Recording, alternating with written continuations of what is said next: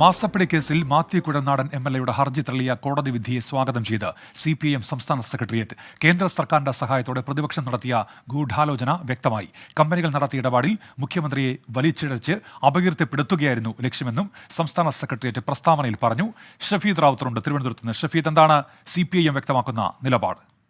ഉന്മേഷ, Mathew Kuzhalnadan MLA ഈ വിഷയവുമായി ബന്ധപ്പെട്ട് അതിരൂക്ഷമായ ഭാഷയിൽ സിപിഎം വിമർശിക്കുന്നു എന്നുള്ളതാണ് ഏറ്റവും പ്രധാനപ്പെട്ട കാര്യം.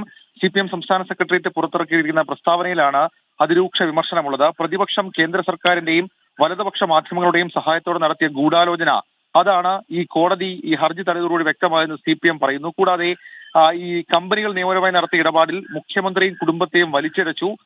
ഈ വിജിലൻസ് കോടതിയുടെ വിധിയോടെ ഇത്തരം തിരക്കഥകൾ തുറന്നു കാട്ടപ്പെട്ടുവെന്നും സിപിഎം പറയുന്നുണ്ട്. CMRL സർക്കാർ വഴിവിട്ട് സഹായം ചെയ്തു കൊടുത്തതായി തെളിയിക്കാനായില്ല. തെളിവിന്റെ കണിക പോലുമില്ലാതെയാണ് മാത്യു കുഴൽനാടൻ ഹർജിയുമായി കോടതിയെ സമീപിച്ചത്. രാഷ്ട്രീയ താൽപര്യങ്ങൾ ഹർജിയുടെ പിന്നിലുണ്ടെന്ന് കോടതി തന്നെ പരാമർശിച്ചുവെന്നും പാർലമെന്റ് തിരഞ്ഞെടുപ്പ് വരെ കൽപ്പിത കഥകൾ മെനയുന്നതിന് വേണ്ടി വിധി നീട്ടിവെപ്പിച്ചു. കോടതി തെളിവ് ആവശ്യപ്പെട്ടപ്പോൾ മാത്യു കുഴൽനാടൻ ആവശ്യങ്ങൾ മാറ്റിക്കൊണ്ടിരുന്നു. ശല്യക്കാരനായ വ്യവഹാരിയായി മാത്യു കുഴൽനാടൻ മാറിയെന്നും ഭൂമി ഇടപാടുമായി ബന്ധപ്പെട്ട ശ്രദ്ധ തിരിക്കലായിരുന്നു മാത്യു കുഴൽനാടന്റെ ലക്ഷ്യമെന്നും സിപിഐഎം വിമർശിക്കുന്നുണ്ട്. ഉന്മേഷ്. ഷഫീദ് റാവുത്തർ തിരുവനന്തപുരത്ത്.